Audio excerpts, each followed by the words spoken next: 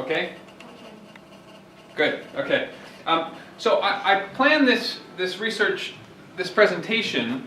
I've got about 20 slides. I plan to speak for about 40 minutes. And I plan this mainly about designing research and how you design research based on my research.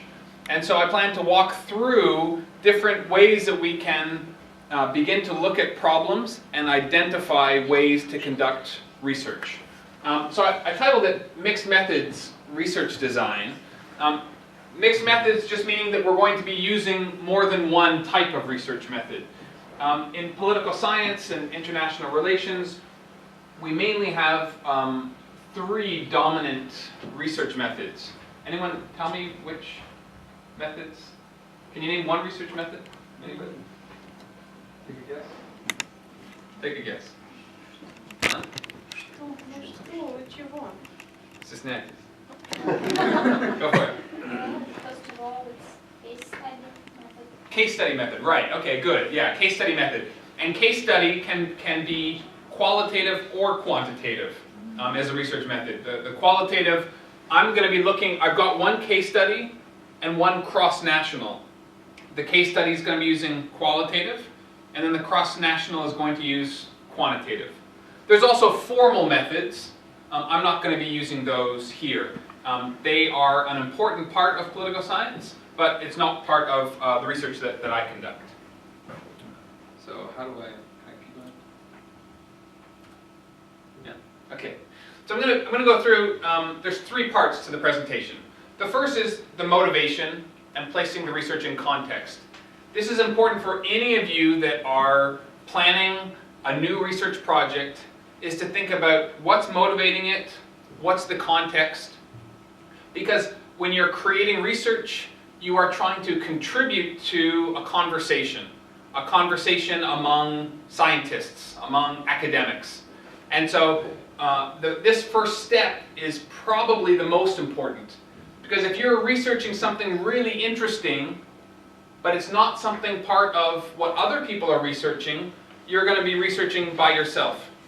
When you're researching part of something that's in a broader conversation, you're going to be contributing to the conversation, advancing knowledge, and being part of a bigger academic project. Then I'm going to present like a conventional theory about how partitions create peace.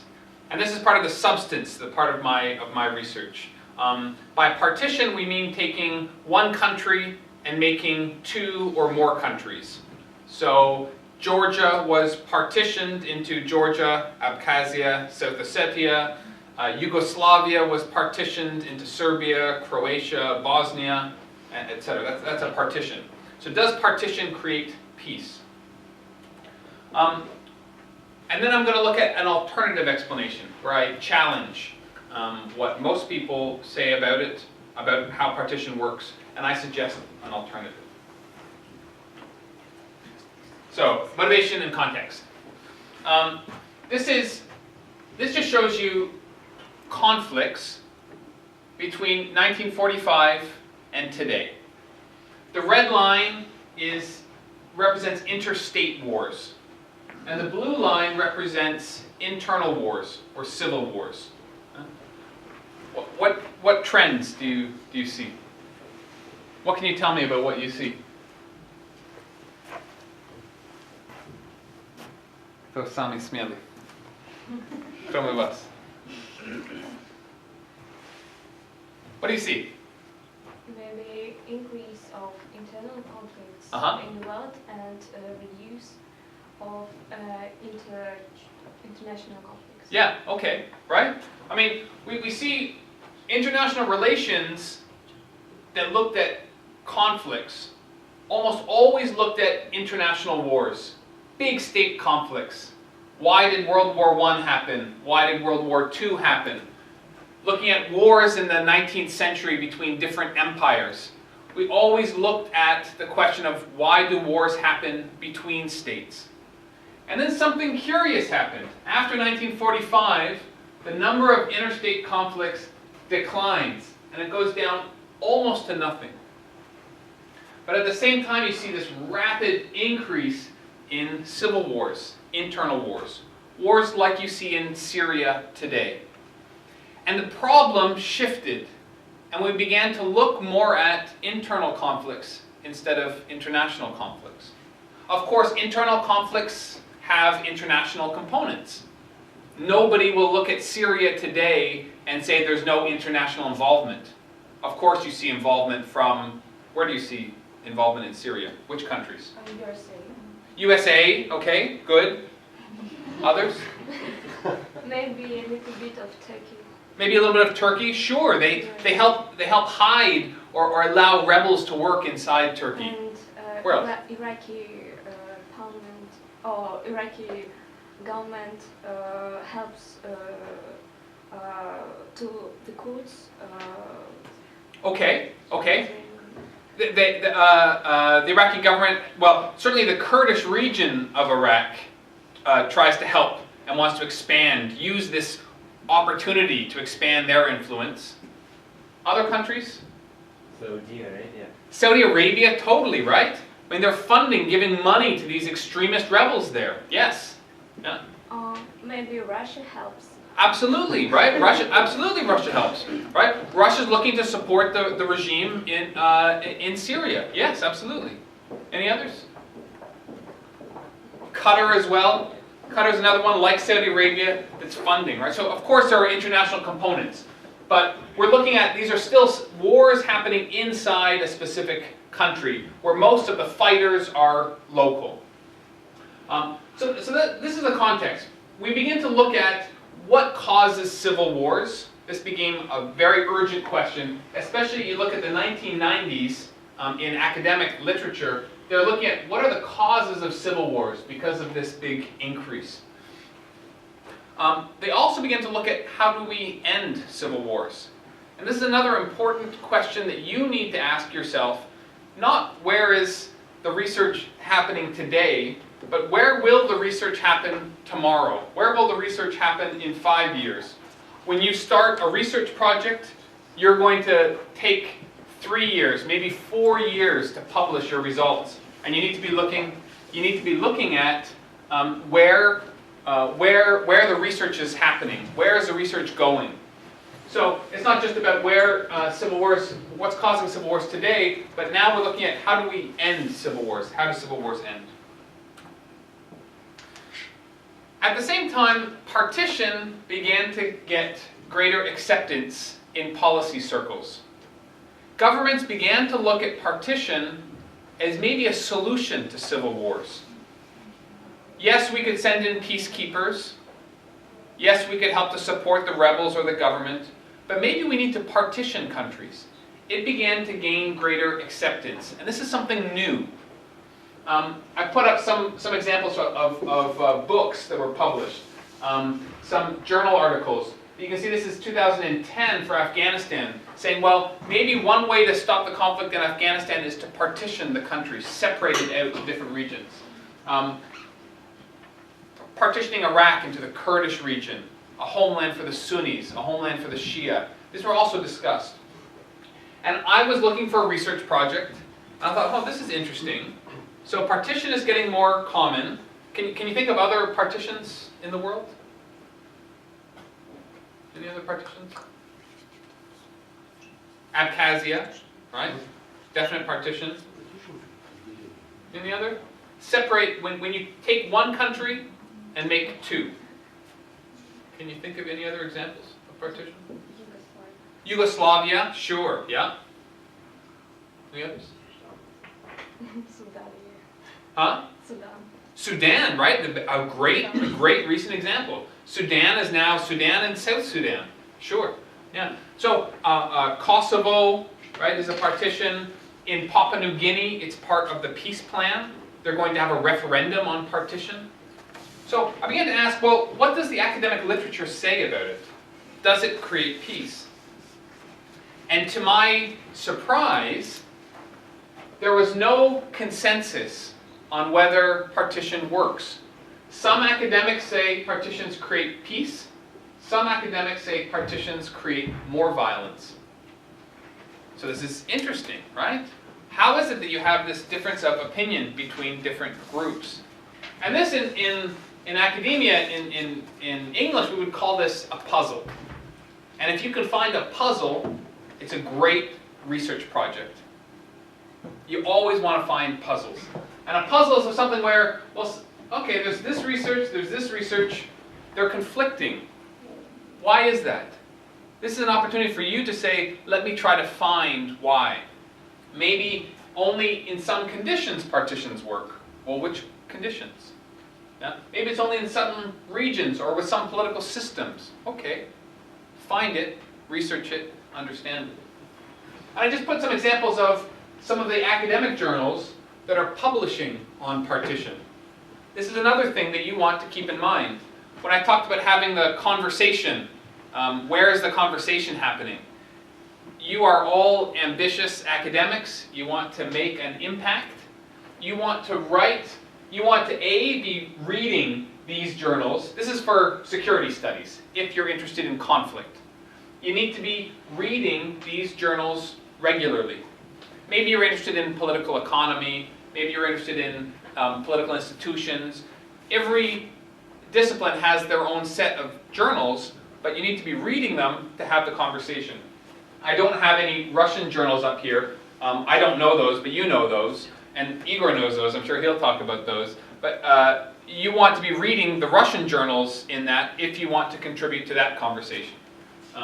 And of course, many Russian academics publish here, and American academics publish in Russian journals.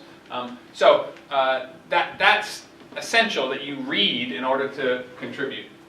Okay, so that's where I started. That's my motivation and context. And as part of the broader literature, you can say, this is just very brief, about where else this partition fits. And partition fits into different ways to solve civil wars. You could negotiate it, you could create power sharing, peacekeeping, focusing on military victories. There's many different components of conflict. Partition is one of those. Okay. So when I look at this, I looked at what we call two types of ending wars. You think, okay, we need to solve a civil war. How do we do it? Well, in fact, there's two ways to solve, because the first is ending violence, like Syria today. How do we stop the violence? Yeah? But then there's this interesting second component, and that's because most civil wars that start again within 5 years. It means that we don't just want to end the violence, we want to stop it from happening again. And I look at partition as being contributing to both of those components. Many researchers say it will stop an ongoing civil war. Okay, let's test that. Let's find out. Others say, and I say, that in fact partition only works by stopping wars from starting again. And I'll look at both of these now. Как мой английский? Вы понимаете? Нормально? Okay, good. So, this is partition as an end of ongoing violence. Anybody heard of the security dilemma before? You IR scholars? Anybody know the security dilemma? Heard of that before?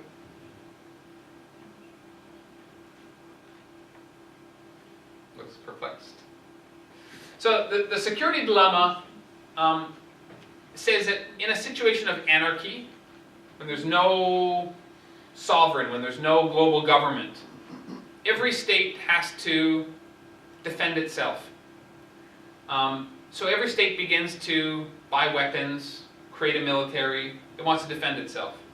But when it defends itself, when it buys weapons or creates weapons, other states get scared. Oh, why is that state building up arms? And now I need to build up arms and defend myself. And then the other state also develops arms to defend itself. So by defending yourself, you in fact make yourself less secure. It's this paradox. By buying arms and defending myself, it means other states are buying more arms, and it makes me less secure. So in fact, it's worse. The argument for the ethnic security dilemma was something similar. When a state disappears, like Yugoslavia, suddenly every ethnic group has to defend itself. There's no Yugoslav government to defend me. I'm Bosniak or I'm Croatian. So I need to build an army, an ethnic army, to defend Serbs or to defend Croats. But by doing that, by building up arms in an army, you threaten other groups. And this leads to this spiral that leads to conflicts. The argument presented in the literature is, during civil wars, territories become more ethnically homogeneous. So territories that used to have Serbs and Croats together now become only with Serbs or only with Croats. The Croats that are living with the Serbs are scared, so they leave to go and live with other Serbs. Or the Croats are scared that Serbs will intervene, so they expel Serbs living in that territory. And slowly the territories become more homogeneous. The argument is that the ethnic civil war will only end when those populations separate from each other. That's the argument. When I look at the literature about it, I find out that no one's actually tested this. No one's tested it empirically and systematically. And this is also, when you read something, okay, this is someone's theory. Well, did they test it? Did they test it well? People have sort of tested this, but not very well. So I want to, my opportunity here is to come in and test it well. And I picked a case study. I speak Russian, not very well, but I speak Russian. And I identified a case, the George Abkhaz case, where I could conduct research to try to understand. They had a civil war in 1992 to 1993, probably before most of you were born. And it ended with a partition. It ended with Abkhazia separating from Georgia. Not only did it end in a partition, but it ended with all ethnic Georgians leaving Abkhazia. And the very few Abkhaz that lived in Georgia left for Abkhazia. So you had this complete separation of ethnic groups, just like the theory would predict. It predicts that during the Civil War, the groups will separate. When the groups separate, the war will be over. And that's what happened here. So I call this a most likely case study, and this is a scholar called Eckstein who came up with this. But the most likely case research design says you want to find a case that fits very well with the theory, and then look at how the theory worked. Did it work like you expected it to work or not? So we think, okay, they had the Civil War, it ended with separation, and there's peace. Okay, good. Did the theory work? Was it really the separation that led to peace, or maybe something else? You can only find that out by going in there and researching it. And that's what I did. You can't really see some of this, but it's good for theory building, because you can help to, maybe there's some parts of the theory that aren't exactly right, and you can help to understand those better, contribute to the theory, contribute to that larger conversation. Or if it's wrong, you can challenge the theory. That can also be really helpful. If you're a scholar and you can identify a mistake in a big theory, this can also be good for your career. So what I did, I looked at methods and sources. I started with interviews. I was interested in when did people separate. So I went from village to village, town to town, and I interviewed ethnic Abkhaz that were living there. Ethnic Abkhaz, also ethnic Russian, ethnic Armenian as well. And I asked, when did you leave during the war? Where did you leave? And then I went to Georgia and I spoke with the refugees or the internally displaced people. And I asked them, when did you leave the village? What time during the war? To try to understand when people left. I also interviewed with military and police, Abkhaz military, Georgian military, government officials, people that were in government at the time of the conflict. And I used some archival material, and I'll describe some of that in a moment. This just gives you an idea of, this is an ethnic Georgian. She lives in what's today, it used to be a school. She left her home during the war, and today she lives in a school. One of the classrooms is now her home, because she lost her home. That's not her home, but it's an example of what was her home. There was a war, and territories are destroyed, people leave. There's some ethnic Abkhaz living in their home. And these are not my photographs, but photographs from the conflict. And I showed just a quick, this is my own bad artwork, but the dots are where I conducted my field research. Yeah? So this is like, Sochi's up here. Yeah? Chechnya is up there, Tbilisi's down here, Zugdidi, for those of you that are familiar with Georgia, little Zugdidi's around here, Kutaisi down here. So the dots are where I did my field research. And most of my field research was done here because this is where the front line of the conflict was for much of the war. There was also the front line here, but most of it, there was a lot of intermixed villages along here. And down in here, which is the Gali region, which is where today most of the ethnic Georgians that live in Abkhazia, they live here. Any questions so far? So this is what I discovered. We know that the war ended after a year and a half. It ended with partition. But what I discovered during my research was that in fact there was an earlier partition. About 5 months into the war, the ethnic Georgians and ethnic Abkhaz were already separated. This is something I didn't know before. So based on the interviews, this is what the war looked like, the territory looked like 5 months after the start of the war.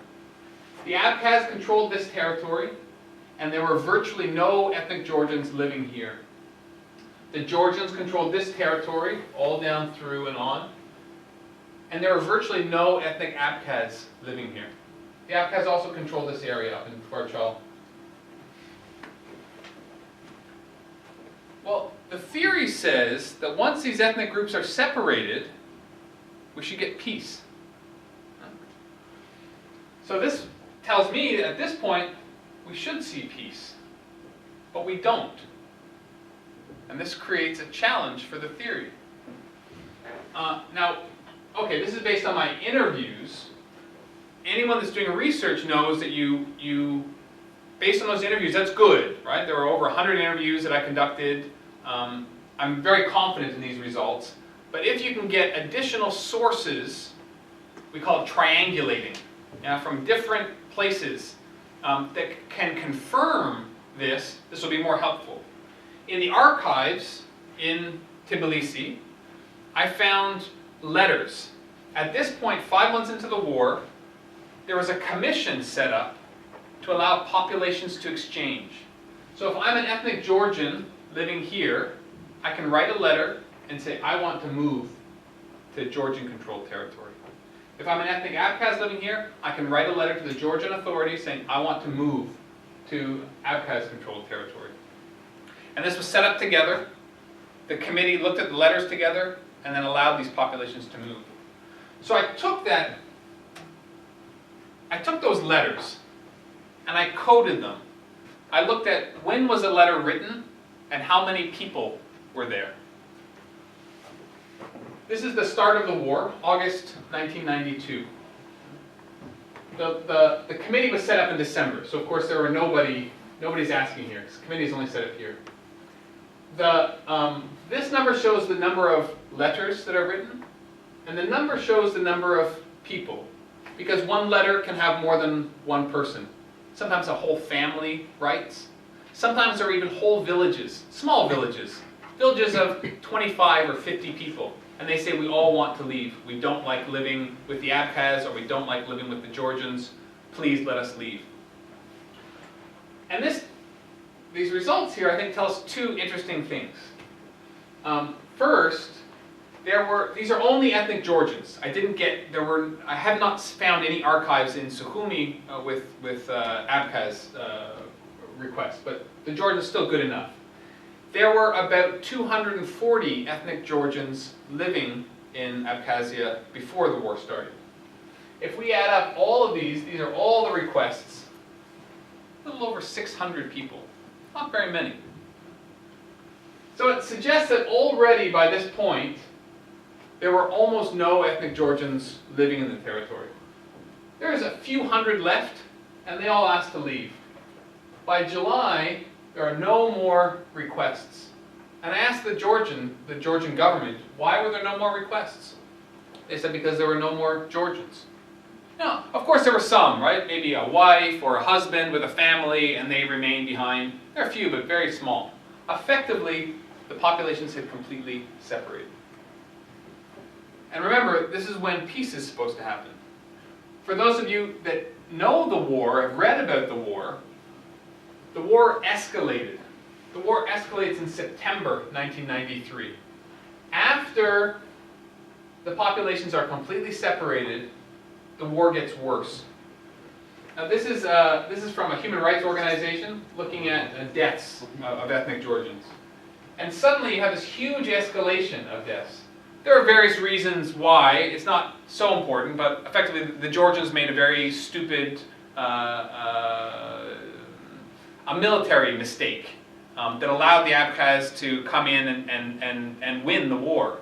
They also received support, etc. It's not so important. But what's important is that the war escalated and got worse. And you see a huge increase in deaths. This is a major challenge to the theory.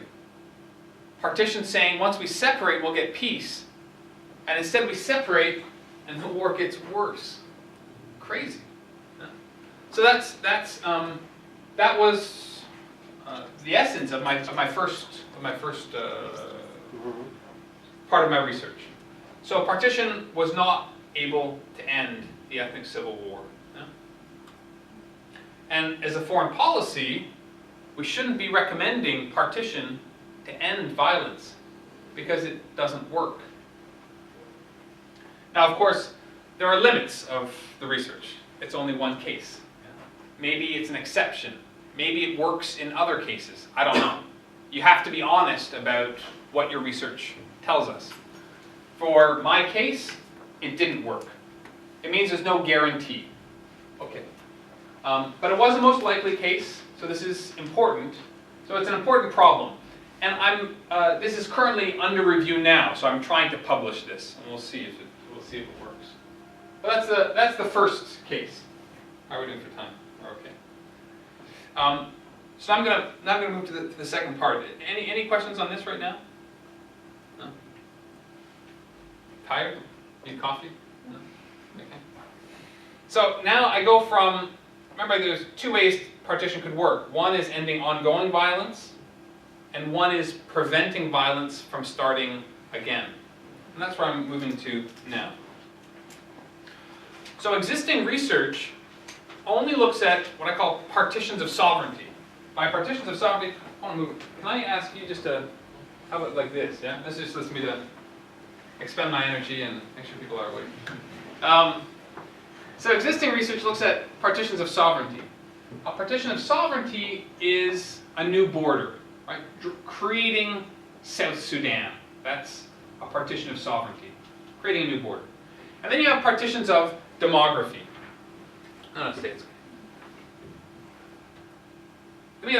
So, partitions of sovereignty. I'm actually not going to go into the theory part because I'm afraid we might get bogged down. But for those of you that are familiar with credible commitment, we can always return to this in the question and answer. So there's the partitions of sovereignty, but there's also the importance of partitions of demography, separating the ethnic groups.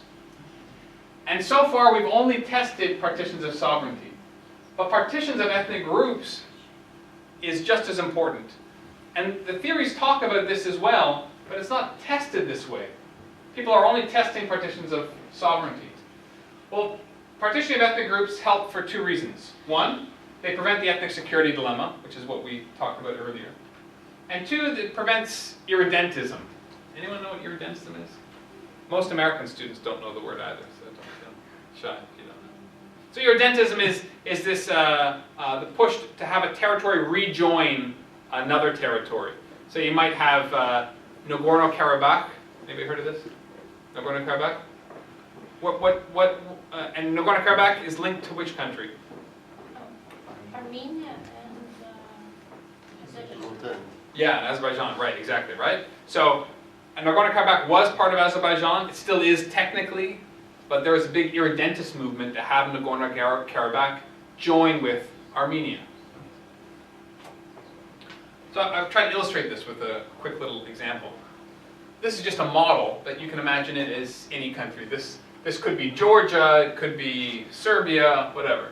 This territory is like the homeland, number 1. And if we imagine that these are ethnic groups here, white and checkered. So, number 2, this is like the ethnic minority living inside this new state.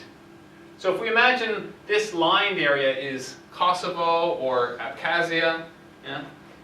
That's the new state, the host state.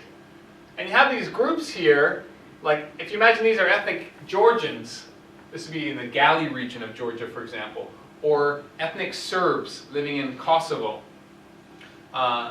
This is, we would say, many would argue, is a very unstable scenario. And it's unstable for a couple of reasons. And I'm only listing 2 here, but there are in fact many.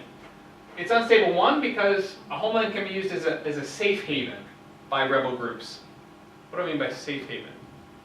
A safe haven is a territory where rebels are protected. So ethnic Georgians, for example, ethnic Georgian rebels can live here peacefully. The Abkhaz army or military, they don't cross over into Georgia. So the ethnic Georgians can sit here safely, they can cross over the border, attack ethnic Abkhaz, the Abkhaz army or the Abkhaz military, and then run back across the border into safety. This is really problematic. If you look at Afghanistan today, the Taliban, do we know where does the Taliban hide? Anybody know? Safe havens for the Taliban? Can you guess? A country that neighbors southern Afghanistan? Big test of geography, I know. Most Americans wouldn't know this either. Any guesses? Pakistan. Yeah, Pakistan is a huge safe haven. Many of the Taliban can be protected inside Pakistan, can cross the border, attack U.S. Army or Afghan Army, and then run back and hide inside Pakistan. And it's been a major problem for the war. And in fact, one of the diplomats, U.S. diplomats, he stopped calling it Afghanistan-Pakistan, but AFPAC. That the problem was an AFPAC problem. And anywhere where you see safe havens, you usually see continued conflict. You mentioned in Syria, with Turkey or Iraq nearby. People use these territories as safe havens because Turkey can stop at the border. The Syrian army doesn't want to cross the border into Turkey, otherwise Turkey could get involved in the war. But it allows the rebels to hide and spend time inside Turkey. So it's unstable. I won't go into too much of this, but you can have an incentive to protect ethnic kin. So if you're in the government in Tbilisi, and there's maybe some problems with the minority here, you're under a lot of pressure to intervene or to help to fund the rebels or somehow agitate and potentially create problems. So it's unstable. And so the idea is that in situations like this, you're likely to see more violence. If the borders are drawn around here instead, you're likely to see less violence. That's the theory. So how do we test it? That's what we try to do now. So now we're going to the quantitative. I promise to keep it short because this can bore many people. The universe of cases. So I want to look at all cases of ethnic civil wars. And I look at from 1945 to 2004. I looked around and I found the World Bank the World Bank has data on civil wars from that period until 1999. So I extended it. I did my own research to bring it more contemporary. My independent variable, which is what causes, this is a thing that either makes it work or makes it fail. My independent variable is how the war ends. I call it a complete partition or an incomplete partition. By complete, I mean the ethnic groups are separated. Incomplete, some separated, some not separated.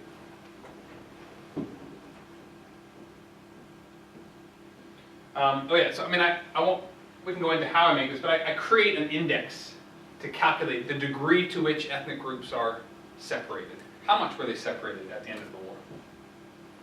And then my dependent variable. This is what I'm interested in looking at. And that's, I'm looking at conflict renewal. Does the conflict start again or not? And I would hope that if you have complete partition, ethnic groups are separated, we won't see the war begin again. If it's incomplete, we will be more likely to see the war begin again. So here's my data. This is only looking at partitions. So there were 80 ethnic civil wars. There were 17 partitions. Some of the partitions are complete. Some of them are not complete. So here's a list of all the conflicts. And this is my index that I created. The higher the number, the greater the degree of ethnic separation. So if we look at Georgia, Abkhazia, 1993. In December 1993, when the war ended, the post-partition index says 99.83. It means basically the ethnic groups were completely separated. Did the war end for at least 5 years? For Georgia, Abkhazia? Yes, it ended for at least 5 years. We know that there was a conflict renewal in 2008. It was very minor. A few people died. But I think 3 people died in Abkhazia. A lot more died in South Ossetia. But for 5 years, and 5 years is the critical period, because most conflicts start again in the first 5 years. It stayed peaceful for 5 years. Okay. And if you go down through the list, I ordered these according to degree of separation. What do you see? What's the result? Does partition with ethnic separation work or not?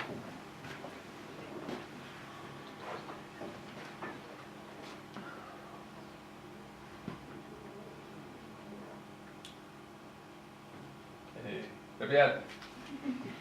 Come on. What do we see? Does it work or not? What do you think? Mostly it's working, right? I mean, this is kind of surprising. Most of these are separated. Once you get above 70% or so, in fact, above 55%, you get peace for 5 years. What happens after 10 years, 15? I don't look at this. It's an important question. Maybe it's the next question. Maybe it's research you do. What happens 10 years, 15 years? But for 5 years, this keeps peace. This is big. If you find results like this, you're always really happy. I mean, I'm not happy that separation leads to peace, because I don't like the idea of ethnic separation. I like the idea of integration and people living together. But for peace and war, it's leading to peace. I know most of you aren't doing statistics, so I won't go a lot into this. And you can't even read this now at the bottom. But this is, I did a very simple chi-square analysis, which just asks us whether this compares partitions, complete partitions, with incomplete partitions and other types of war termination. Peacekeepers, third-party intervention, security guarantees, military victories, just to compare them. And you can't really see this number down here, but it shows them as statistically significant that it's not likely to be random. A chi-square only tells you whether something is likely to be random or not. And this says it's not random, that there is something significant about the data. So this is the end of my presentation. So the conclusion is that partitions that separate ethnic groups succeed at maintaining peace for at least 5 years, based on what we've seen here. And it's more successful than incomplete partitions and more successful than other types of civil war termination. There are limits to the research, of course. And one of the important ones is there are a limited number of partitions, right? There are only 17 partitions since 1945. It's not so many. So that's a limitation. This research was published already. The results were seen as significant and important, or important enough to be published. So summary. The first, right, partition should not be used to stop ongoing war, but partition should be considered to prevent a return to violence. And that's, I mean, that's really where I stop. I mean, I put in a couple of things here of, you know, future research. You know, where else could you go with this? We said, well, you could look, instead of stopping at 5 years, why not look at 10 years or 15 years? Another example would be an outlier, something that's unusual in the results. And if we look back at this list, right? Pick Moldova, right? The populations aren't separated, and yet you get peace. So there's one possible area of research. You say, well, how come? I mean, all these other cases where you had these mixed groups, you saw violence, but Moldova didn't have violence. Well, why? It could be something that you want to explore, and it could be an area to research, exploring an unusual result, an outlier.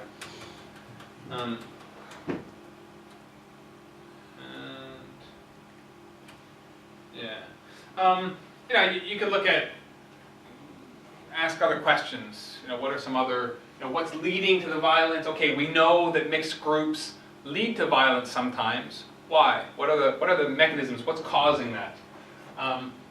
Instead of looking at war renewal, you could look at low levels of violence. How come you get low levels of violence sometimes? And I gave the example of 1998. In 1998, while you may not have war renewal, you had low-level violence in 1998. And you know, the question would be, well, why did that happen? So that's it. That's my presentation. I am open to your questions, if any. Otherwise. Questions? And what's about the Iraqi Kurds? As I know, they get autonomy, not they were not separated. Mm-hmm. And what's about this case? It's a great question. You know, the Iraqi Kurds. It's a great question for two reasons. First, it asks about, okay, autonomy. My research, you notice there that I looked at Abkhazia as a case of partition in 1993. Well, Abkhazia got recognition of being independent when? When was Abkhazia recognized as being an independent country? This is after you were born, so you should know this. Anybody? Yes, right, 2008. 2008, Russia recognizes, along with several other countries, recognizes Abkhazia as an independent state. But I included that in my data of partition. So should I have included that or not? For me, in my research, I didn't care. Does it have independent recognition or not? All I care about is it functioning like an independent state? And Abkhazia, from 1994 until today, has acted like an independent state. Georgia didn't control it. It created its own independent foreign policy. So I treated it like an independent entity. And Iraqi Kurdistan is in this interesting middle ground. It is almost independent. It creates an independent foreign policy. It controls its own borders. the Iraqi army is not allowed to go into, or doesn't, in fact, doesn't go into the Kurdish area. So it's almost like a completely independent territory. Most recently, it created a couple of agreements with oil companies and even shipping oil out through Turkey. It has invited international companies to come in and exploit its oil fields without the agreement of Baghdad. So it's sort of an in-between case. I wouldn't include it as partition here, but effectively, right, there are very few Arabs living in Kurdistan and very few Shia Arabs living in Sunni and Shia Arabs living in Kurdistan. So effectively, the populations are separated, and you have peace. If you look at where the violence is in Iraq today, it's in the areas where there are intermixed ethnic populations, mainly in central Iraq, which is where you see most of the Sunni and Shia Arabs living together. Mm-hmm. Other questions, please? I would like to ask you about this research. How did you count post-partition index? Which index were included? Good question. I did a simple, a very simple mathematical calculation. I counted. I took the pre-war minority population as a percentage, and I then looked at, after the war, the two separate territories, and looked at the minorities in each of those territories. And I counted whichever one was larger, and I took the first number, subtracted the second number, divided by the first number to get the overall. So if we're looking at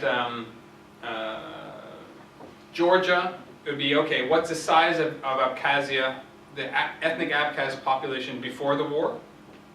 And then I look at Abkhazia and Georgia after the war and say, how many ethnic Abkhaz live in Georgia and how many ethnic Georgians live in Abkhazia? And whichever number is larger, I take the first number and subtract whichever was larger of the second number, divided by the third number, divided by the first number. It's always easier to see that than for me to say that. I don't know that I have a slide. I will find a slide as we speak. But it's published, and in fact, if you send me an email, I will send you the article with the formula in it. That would be easier. Please. Not too hard. Absolutely, very easy. You spoke about the situation where we have first ethnic separation, then political separation. Mm-hmm. Could it go the other way around? Could you have the political separation first, for example in South Sudan, that creates separate nations? Meaning ethnic separation happens later, or political identities change? Ethnic identities change. Political mobilization leads to the image construction, to the construction of the undoubtedly the imaginary answer is yes.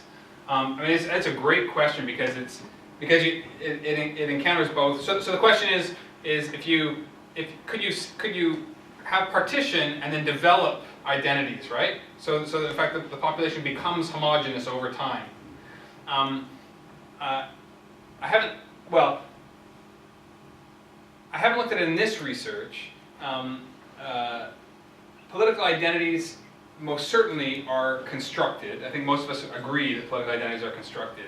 But it takes a very long time to construct an identity. So I think that if you look at partitions that happened, probably Poland and Ukraine would be a great example. Look at Wallachia or Polodnia. I'm not going to know all the sub-regional territories of Ukraine. But most certainly, what was an ethnic Ukraine or an ethnic Pole 200 years ago, of course, didn't exist. People didn't know, am I Polish, am I Ukrainian, I'm probably Catholic, or I associate with my village. And after the borders are drawn, identities are created. Central Asia, of course, is a great example where, before the Soviet Union, you didn't have Uzbek or Tajik. You had Muslims that were living among different khanates. and that identity is constructed over time. But it takes a long time to construct an identity. So I think if that was going to happen, it would be, you'd have to look decades out. Certainly the Abkhazia today is trying to reconstruct the identity of the ethnic Georgians in Gali. Instead of calling them ethnic Georgians, they're called Mingrelians. And they are in fact Mingrelians.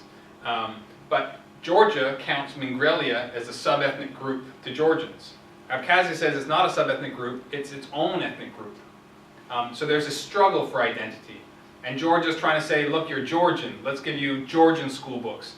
Abkhaz saying, no, you're Mingrelian, let's create school books for you, either in Mingrelian language. They have a newspaper in Mingrelian, which Georgia doesn't have. So this is very interesting mix and this identity issue of, am I Mingrelian, am I Georgian? They might say, well, I'm both. Or am I Abkhaz as a government, as a citizenship level? So there's a struggle going on for fighting for identity there. That's an interesting question. The last year in Perm, the book on the history of Mingrelia was published because there is some strong component of Mingrel people in Georgian community in Perm. In Perm, is that right? Interesting. Okay. That's very interesting. Yeah, I mean, when I did I spent a lot of time down in Gali region speaking with people. It was the first time where I talked to a group whose mother tongue is Mingrelian, but they say that I'm Georgian, even though Georgian is a different language. I said, really, you're Georgian, but your mother tongue is Mingrelian? They said, yeah, but we're both. We're Mingrelian and Georgian. Well, that's of course a constructed identity. Georgia's helped to, over time in the past, you are Georgian. That may change in the future. I'm Mingrelian. Very interesting. Yeah. Other questions?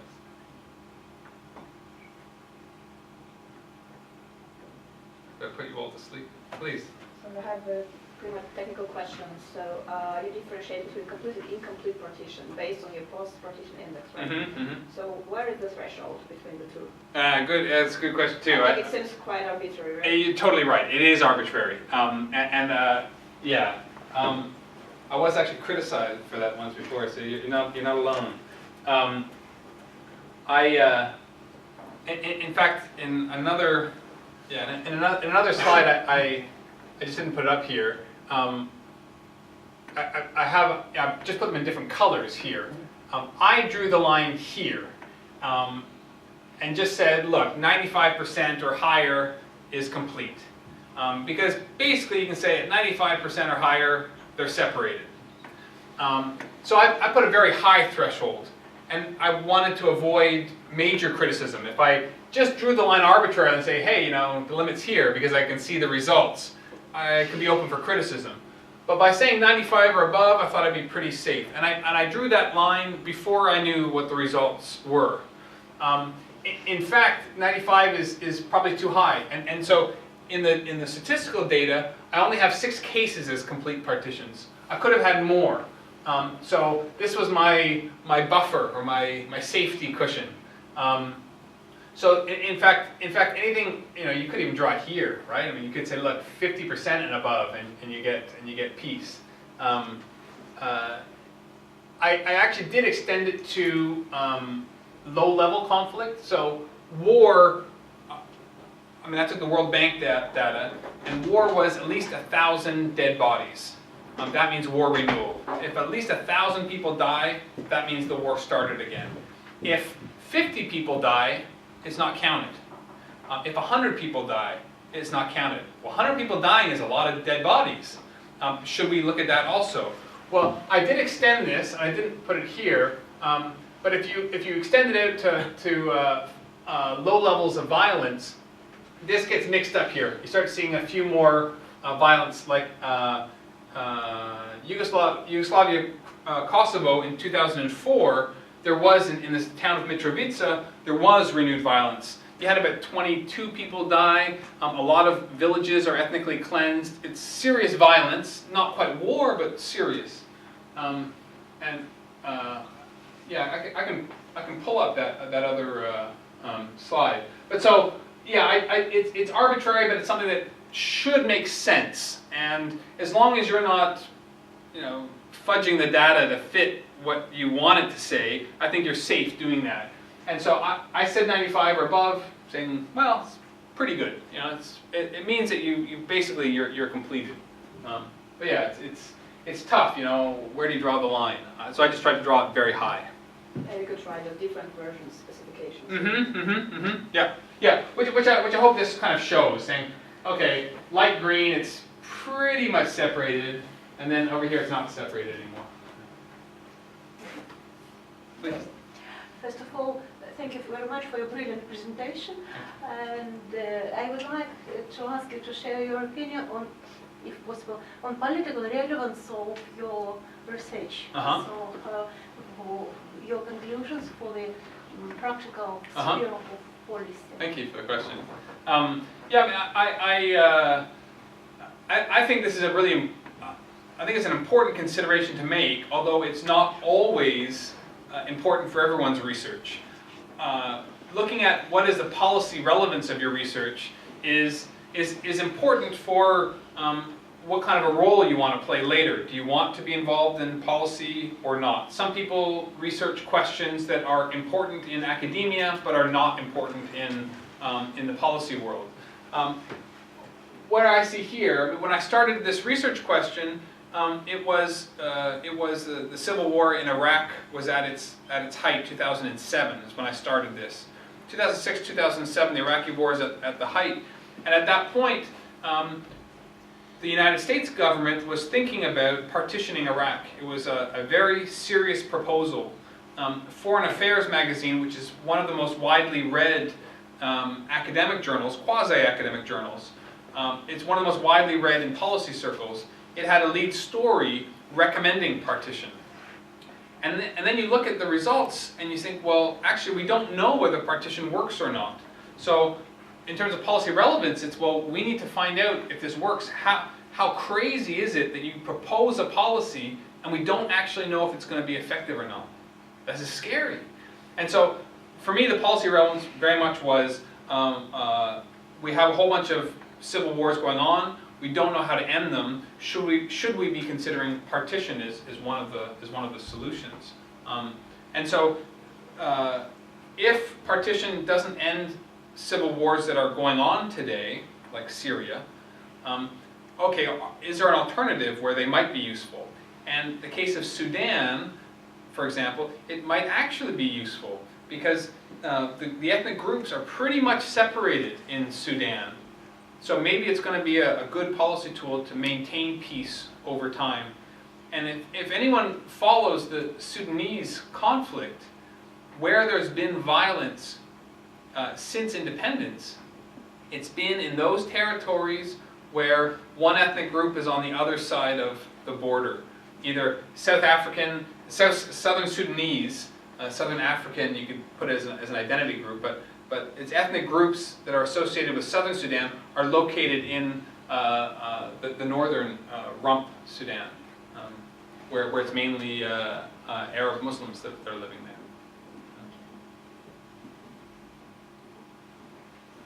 Anyone else?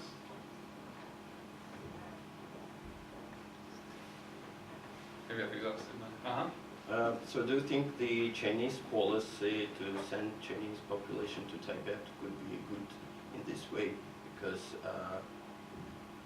then we have a mixture in Tibet of population, and it will be difficult to partition the state in case of conflict. Yeah, I mean, it raises an important, like, normative question, which is, these results show what will get you peace or war, but we don't really talk about justice and what's fair or what's good or bad. And for China, yes, I think it would be a good policy for Beijing as a policy. If you're sitting in Tibet, you may not think it's a good policy, but this research would suggest that if there was a conflict, let's say a state failure in China, well, this research only looks at how to bring conflict to an end. It doesn't talk about how the conflict might start. there is certainly a body of evidence that would suggest that if there was state failure in China at some point in the future, Tibet would be a potential area of conflict. And the more intermixed the population, the more potential there is for the conflict to escalate. It doesn't mean that wherever there's intermixed populations you will get violence.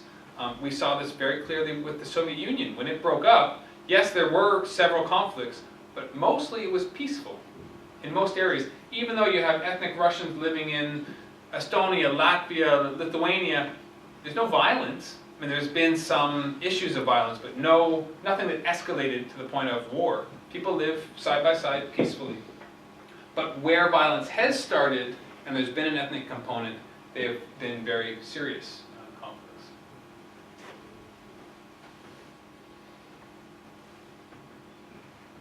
Please. Do you think about other ways for civil war prevention? I mean, seven cases of partition produce war ends for 5 years. Mm-hmm. Okay? But all other cases where without partition are divided between good cases and bad cases. Mm-hmm, What else can be good for prevention of civil war? Yeah, I mean that's I haven't looked at that myself, but there's been a lot of research on that, and most of that shows one of the best solutions are what you would call multi-dimensional peacekeeping. So these are sending in peacekeeping forces to maintain peace, and also helping to reconstruct governments, reconstruct police forces, army, military. That's probably the best solution, but it's a very expensive solution. And I looked at a study once that looked at what it costs to put one American soldier on the ground in Afghanistan, and it's about $1 million a year. The peacekeeping budget of the United Nations today for 2013 to 2014 is about $7.5 billion.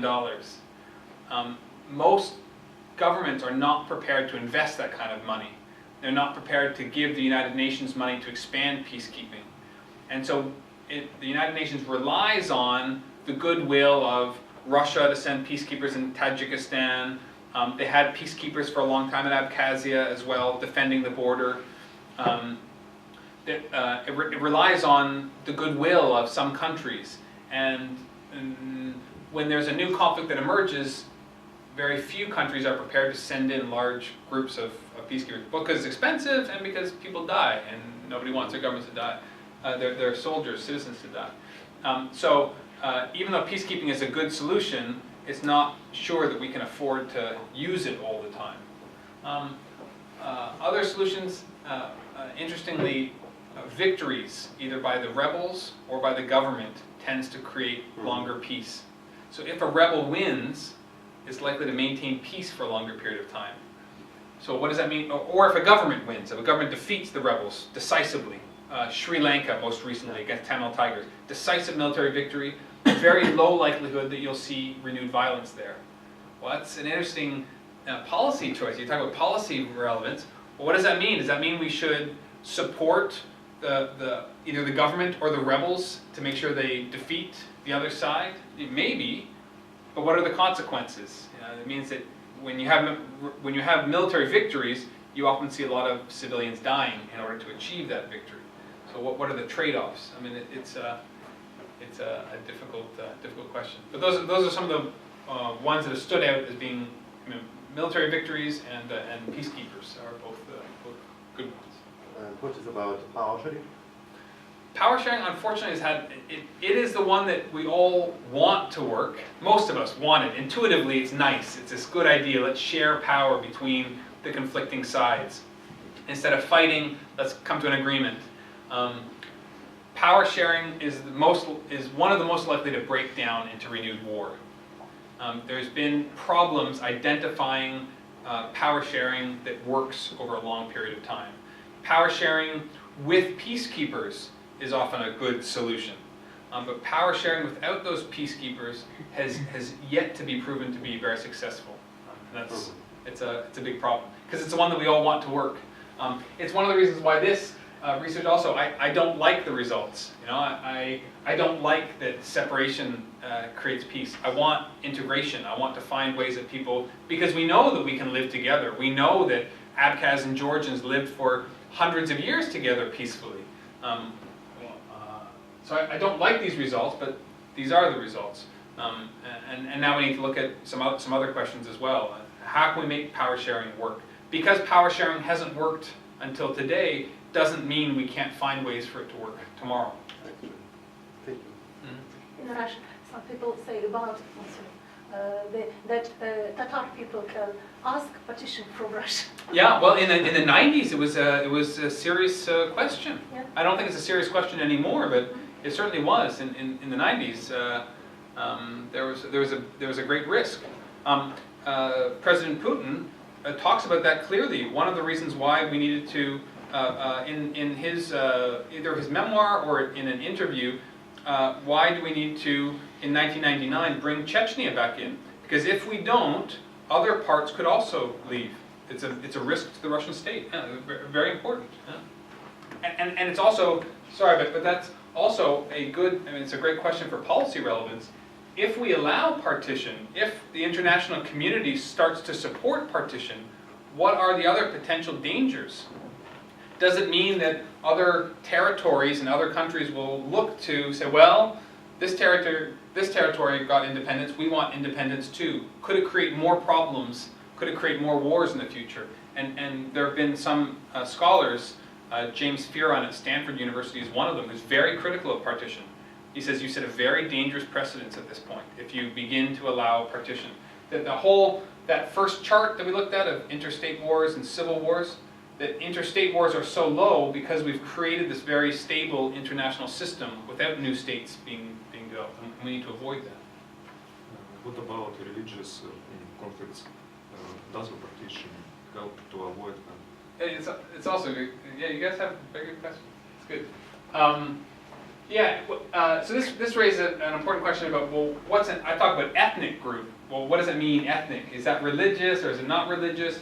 I use ethnic here as a kind of simplified word to mean identity. Ethnic identity meaning an identity that's difficult to change. So things that are difficult to change are the color of your skin, what's your native language, what's your religion. Your religion, technically you can change it. Of course, you can become Muslim or Christian or Jewish. You can, but most people find that very difficult to do. Most people that are born Christian will die Christian. Born Muslim, die Muslim. And so I put religion in this group also as an identity category. I don't know if we have any, do you have any examples? Oh, yeah, I mean, well, so the case of Azerbaijan and Nagorno-Karabakh, you have both a religious component, Christian, Muslim, you have a linguistic difference, and probably, you could look at ethnic, historical differences as well. But I very much include religion as part of that. And the proposed partition of Iraq was not based on ethnicity in the sense that, well, Sunni and Shia, they're all Arab groups there, but the partition was among on religious lines. And then the Kurds, which are also Sunni, but the partition would be, you could say, along ethnic or linguistic lines for the Kurdish group. So I would include religion within ethnicity.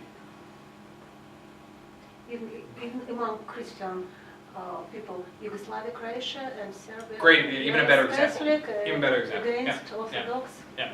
Christians, Yeah. very strong Yeah, conflict. that's actually a much better example than the one that I brought. Yeah. I should also say, that one of the most consistent results of all ethnic conflict literature is that the ethnicity or the religion is not the cause of these conflicts.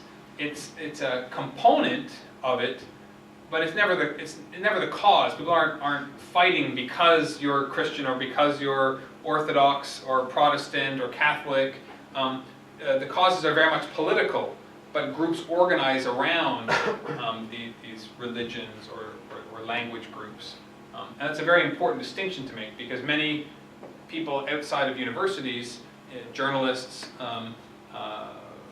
other people, general public, can often see these as conflicts between ethnic groups where ethnicity is the cause, but of course this isn't the case. I'm afraid I'm going to take up your time, so we should stop soon. So it's possible to say that clash of civilizations is less possible than ethnic conflicts is the future of mankind. Yeah, I mean the clash of civilizations is the book has been widely accepted among the general public. You could say public intellectuals maybe, but political science in academia has been criticized very heavily. You can see some interesting results where some of the predictions that Huntington made have come true. What he predicted. But yeah, I mean, I think you're more likely to see it on these conflicts developing on a lower level, civil wars, than some larger global conflict.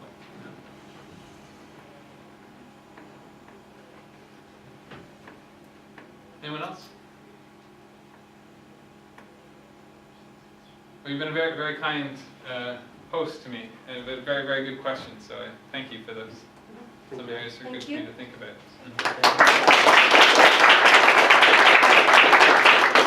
If you have any other questions in the future, please send me an email. I'll be happy to respond, especially those of you that might do some research on this. Could I ask you to share your presentation with all of us? Oh, please. Yeah. I mean, can I just leave it here on the computer? Would that work? If you don't mind. Okay. Yeah, great. please. No. I think I would. And if you come up with some criticisms later, please send them to me. Always looking for ways to improve my research. So I'd welcome that. Well, thank you.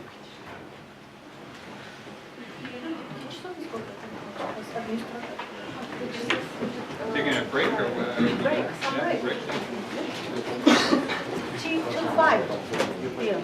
Break till 5.